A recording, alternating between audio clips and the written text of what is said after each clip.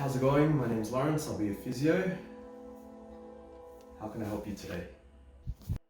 I think I've done my rotator cuff. I went for an ultrasound and it says I've torn my supraspinatus muscle. Do I need surgery to fix that, or is there a better option?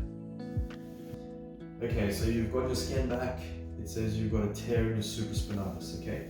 So the supraspinatus muscle is part of the rotator cuff complex. I don't know if you can see it, but it's this tiny muscle right here that connects from your shoulder into your shoulder blade. If you notice, you also have a bunch of other muscles coming in. You've got about 4 or 5 rotator cuff muscles, and they do pretty much a similar job. Their job is to stabilize the shoulder and support it as you do movements. So the best way to think about it is your rotator cuff muscles are the foundation of the house, and their job is just to make sure that everything stays functional and stays where it's meant to be. People can function and people can get through life and not have pain when they have a supraspinatus tear. There are new studies coming out saying that once you get past the age of 35, 40, you'll start to get tears in your rotator cuff muscles.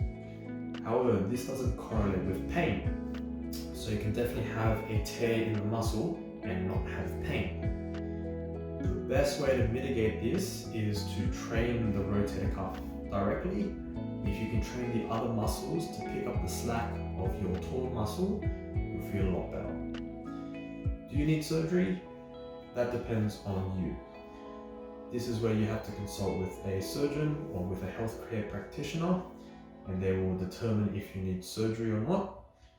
Personally, I found with a lot of my clients that you don't need surgery, you just got to keep training, get the other muscles stronger, slowly the pain will decrease and you'll return to some sort of function that you had before.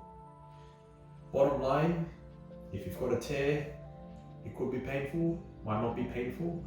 The best thing you can do now is to prevent surgery by doing exercise.